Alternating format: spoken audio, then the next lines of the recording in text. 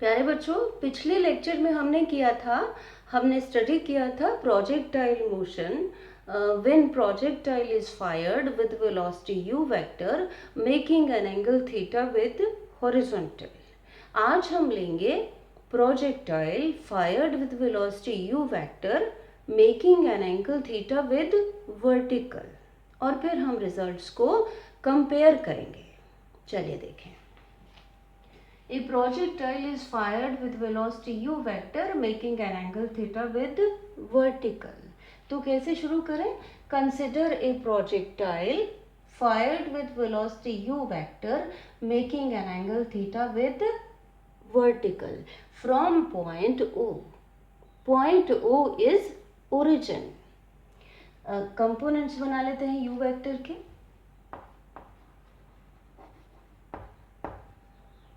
Components of u vector are, सबसे पहले हम कंपोनेंट लिखते हैं वो जो रिजल्टेंट के साथ एंगल थीटा बनाता है, और उस कंपोनेंट को लिखते हैं u cos थीटा। दूसरा component u cos theta along vertical. दूसरा कंपोनेंट जो इसके ऊपर परपेंडिकुलर है वो लिखा जाता है u sin थीटा से।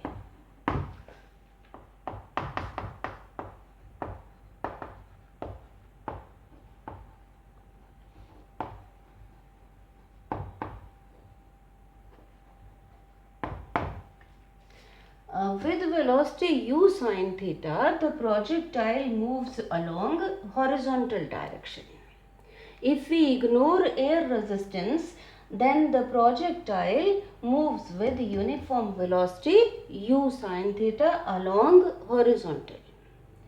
Vertical velocity, as the projectile moves up, vertical velocity goes on decreasing. Initial vertical velocity is u cos theta.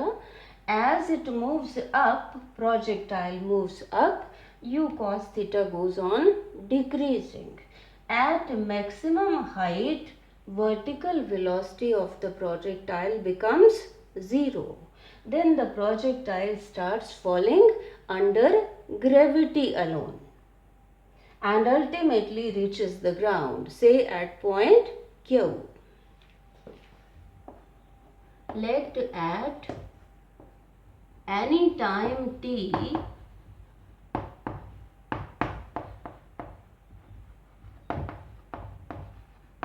projectile is at point P.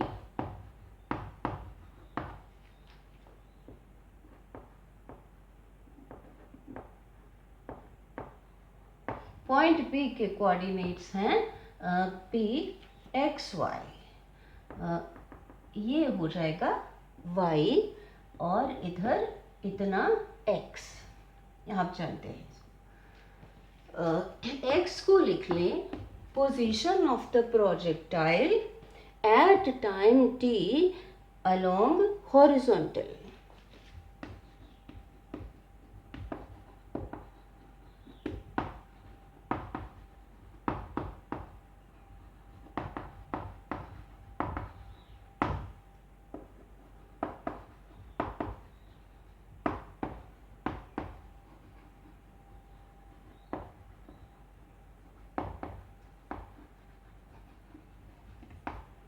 y को लिख लें, y is position of the projectile at time t along vertical.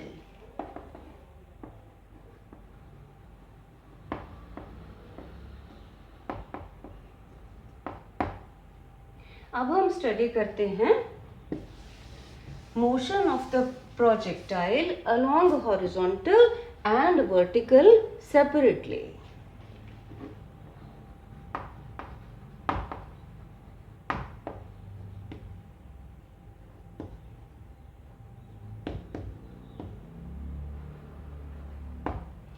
Horizontal motion study करने के लिए हम position time relation लिख लेते हैं।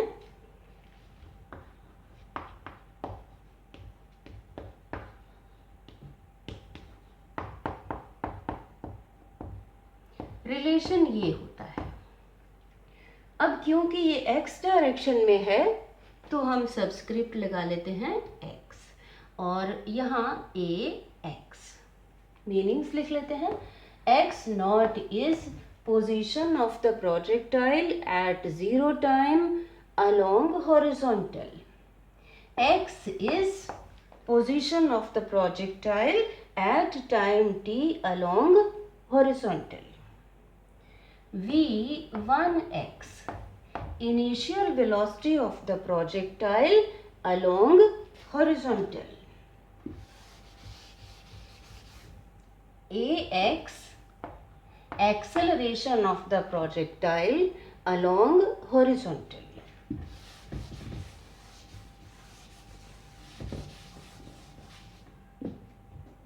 X naught is equal to 0 because the projectile is fired from origin. v1x equal to u sin theta. ax is equal to 0 because there is no force along this direction, so no acceleration according to F is equal to m into a. X is equal to 0 plus u sin theta into t plus half ax is 0 into t square. X is equal to u sin theta into t. ये factor 0 हो जाएगा। यहाँ से t निकाल लेते हैं। x over u sin theta. Equation 1 लिख लेते हैं इसको। अब हम लिखते हैं motion along vertical.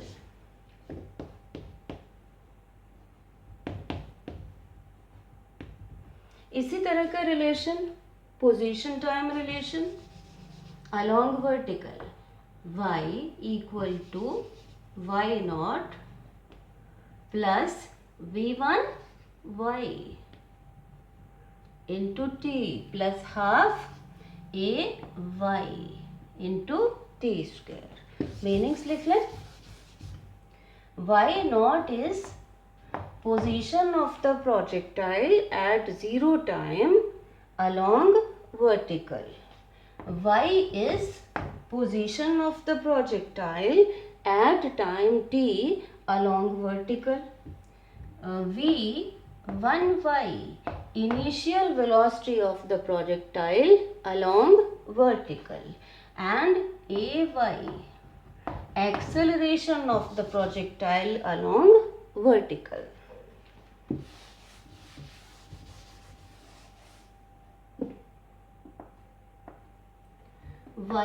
y naught is equal to 0 because the projectile is fired from origin. v1y equal to u cos theta. ay is equal to minus g. G is acceleration due to gravity. Acceleration due to gravity acts vertically downward. Projectile is moving upward. So acceleration of projectile minus g. Y is equal to 0 plus u cos theta into t plus 1 by 2 into minus g into t square. Y is equal to u cos theta. t को यहाँ से लगा लेते हैं x over u sin theta plus minus 1 by 2g into x over u sin theta square. Equation 1 से y is equal to u यहाँ से cancel हो जाएगा, x cos theta over sin theta cotangent theta minus 1 by 2 g x square over u square sin square theta. Now this is the equation of a parabola. Hence we can say that path of the projectile is a parabola. चलिए अब derive करते हैं expression for time of flight.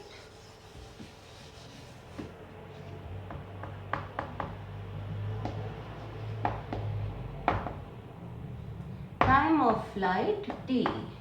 Time for which the projectile remains in air. इसके लिए हम ये equation लिख लेते हैं.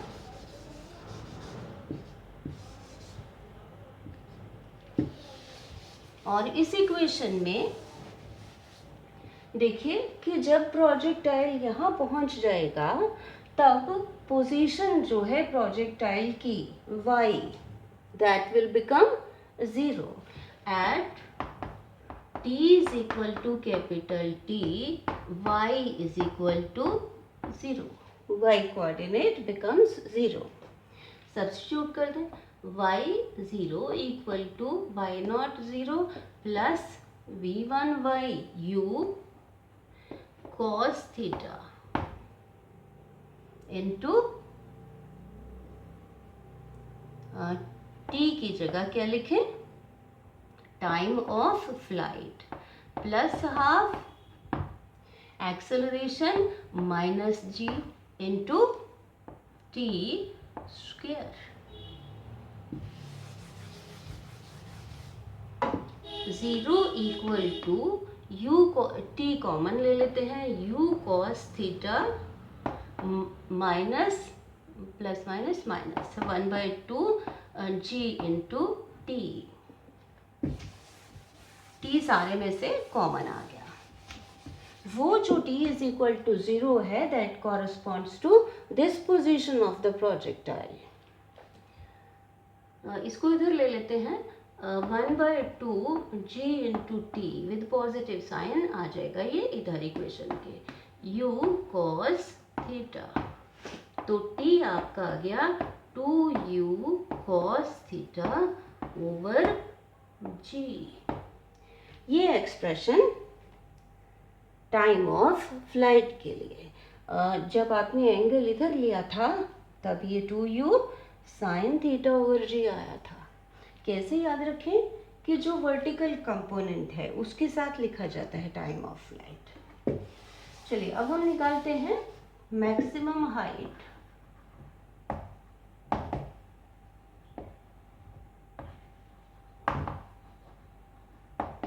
Maximum height h.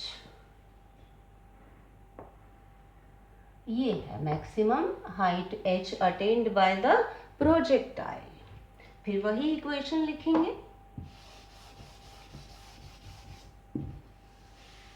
और इस इक्वेशन में देखिए y is equal to h कब होगा? व्हेन अब कंप्लीट टाइम ऑफ फ्लाइट के लिए प्रोजेक्टाइल टाइम ऑफ फ्लाइट के बाद t के बाद प्रोजेक्टाइल यहाँ पहुँच जाता है. सिमेट्री से t बाय 2 टाइम पर ये मैक्सिमम हाइट पर पहुंच जाएगा. y is equal to h when t is equal to t by 2. Substitute कर दें. h is equal to y की जगह h 0 plus v1y u cos theta into t की जगह t by 2 capital t by 2 plus 1 by 2 minus g t by 2 इसका square. h is equal to u cos theta into अब यहाँ t by 2 निकाल लेते हैं. t by 2 की जगह क्या लिखें? u cos theta over g plus plus minus minus 1/2 g into u cos theta over g इसका स्क्वायर। अब यहाँ पर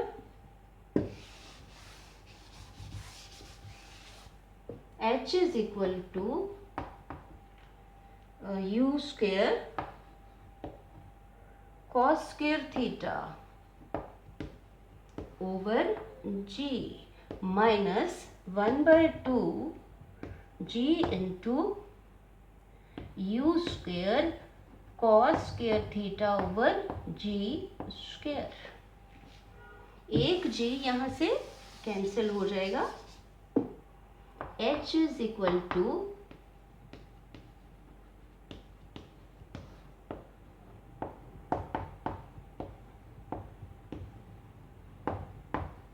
ओवर g, इसमें से कॉमन निकाल लें। u square cos square theta over g,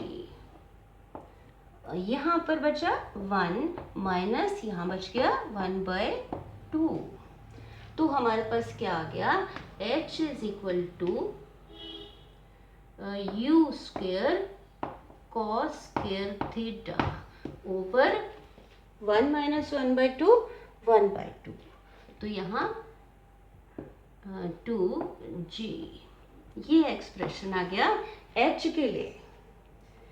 पिछले उसमें देखा था आपने कि थीटा जब यहाँ लिया था तब u square sine square theta आया था, मतलब जो वर्टिकल कंपोनेंट है उसके साथ। चलिए अब डिराइव करते हैं horizontal range.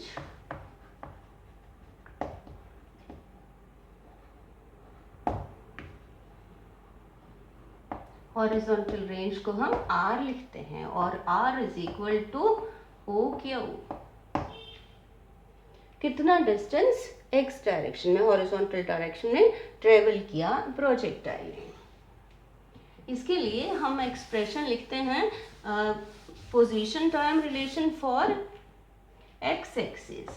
x is equal to x not plus v1 x into t plus half ax into t square. अब यहाँ पर कब ये r के बराबर होगा x will be equal to r when t is equal to time of flight. पूरे time of flight के बाद प्रोजेक्टाइल क्यू पर पहुंच जाएगा। तो सब्स्टिट्यूट कर दें इसमें, x की जगह r equal to x not is 0 plus v1x u sine theta into t के लिए क्या लिखें, capital T plus 1/2 into acceleration along this direction is 0। तो ये फैक्टर जो है वो 0 हो जाएगा। r is equal to u sine theta, t की value 2u cos theta over g।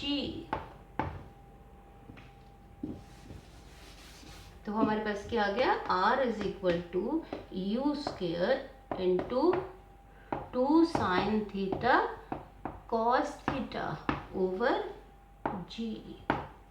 r is equal to u square into 2 sine theta cos theta is equal to sine 2 theta over g। ये expression आ जाता है horizontal range के लिए। और आपने देखा कि उस केस में भी हॉरिजॉन्टल रेंज के लिए यही एक्सप्रेशन आया था। रेंज मैक्सिमम कब होगी, r is equal to r maximum when sine 2 theta is equal to maximum, और when 2 theta is equal to, ये मैक्सिमम वैल्यू होते हैं 1, 2 theta is equal to 90 degree और theta is equal to 45 degree.